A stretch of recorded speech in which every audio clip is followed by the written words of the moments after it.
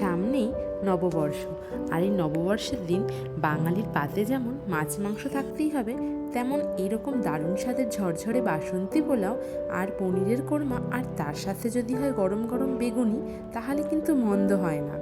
তোমরা কি বলো? তো চলো শুরু করা যাক। এখানে আমি 500 গ্রাম মতো পনির নিয়ে নিয়েছি, আর সেটাকে ছোট ছোট কিউব করে নিয়েছি। এরপর একটি ফ্রাইং প্যানে ভালো করে তেল গরম করে নিয়ে তাতে পনিরগুলো হালকা গোল্ডেন ব্রাউন করে ভেজে নিয়েছি। পনিরগুলো খুব বেশি ভাজার দরকার নেই, কারণ খুব বেশি করে ভাজলে কিন্তু পনিরগুলো একটু শক্ত হয়ে যেতে পারে। এবার আমরা একটা মশলা বানিয়ে নেব। তো আমি একটি মিক্সিং জারের মধ্যে 1 টেবিল স্পুন পোস্ত, 1 টেবিল স্পুন চালমগজ, 7-8টা কাজু বাদাম, 4-5 পিস মতো আমন্ড, আদা কুচি আর কাঁচা লঙ্কা দিয়ে একটা স্মুথ পেস্ট বানিয়ে নিয়েছি। এরপর ওই পনির ভেজে রাখা তেলে গোটা গরম মশলা ফোড়ন দিয়ে তাতে কেটে রাখা আলুগুলো দিয়ে তার মধ্যে স্বাদমতো লবণ দিয়ে ভালো করে ভেজে নিয়েছি। তোমরা এখানে আলু পছন্দ না করলে স্কিপও করতে পারো কিন্তু। এরপর এই ভেজে রাখা আলুর মধ্যে তৈরি করে রাখা মশলা দিয়ে তাতে স্বাদমতো লবণ, চিনি আর ভেজে রাখা শুকনো লঙ্কা দিয়ে দিয়েছি। এখানে আমি ভাজা শুকনো লঙ্কা গার্নিশিংয়ের জন্য ব্যবহার করেছি, তোমরা চাইলে এটা স্কিপও করতে পারো।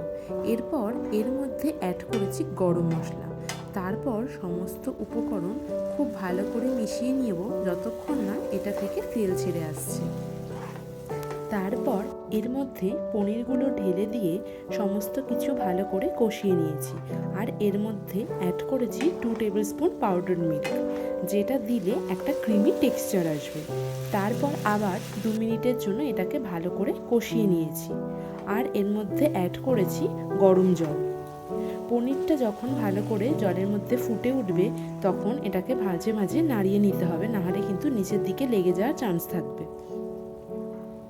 যখন গ্রেভিটা একটু ঘন হয়ে আসবে, তখন এর মধ্যে ঘি আর স্বাদমতো গরম মশলা দিলেই তৈরি আমাদের দারুণ স্বাদের পনিরের কোরমা। তোমাদের রেসিপিটি কেমন লাগলো আমাকে অবশ্যই জানিও। চলো এরপর শুরু করব আমরা বাসন্তী পোলাও, যেটা পুরোপুরি ঝরঝরে হবে আর খুবই তাড়াতাড়ি তৈরি হয়ে যাবে। তো আমি এখানে 600 গ্রাম মতো গোবিন্দভোগ চাল নিয়ে ভালো করে ধুয়ে জল ঝরিয়ে রেখেছি। এবার ওই চালে সামান্য একটু অরেঞ্জ ফুড কালার, গরম মশলা, স্বাদমতো লবণ, চিনি আর ঘি দিয়ে ভালো করে মাখিয়ে রেখেছি 1 ঘন্টার জন্য। তোমরা এখানে ফুড কালারের পরিবর্তে হলুদও ব্যবহার করতে পারো। 1 ঘন্টা পর ফ্রাইং প্যানে ঘি গরম করে তাতে কাজু কিশমিশ হালকা করে ভেজে নিয়েছি। এবার ওই তেলে গোটা গরম মশলা ফোড়ন দিয়ে তাতে ম্যারিনেটেড চালগুলো দিয়ে দিয়েছি। আমি এর মধ্যে কিছুটা গ্রেটেড আদাও ব্যবহার করেছি, যেটা আমি দেখাতে ভুলে গেছি। তারপর আমি যে কাপ মেপে চাল নিয়েছি সেই কাপেরই সমপরিমাণ জল দিয়ে প্রেসার কুকারে একটা সিটি দিলেই তৈরি আমাদের ঝরঝরে বাসন্তী পোলাও। তোমাদের রেসিপিটি কেমন লাগলো আমাকে অবশ্যই জানিও। ভালো লাগলে লাইক, কমেন্ট, সাবস্ক্রাইব করে দিও।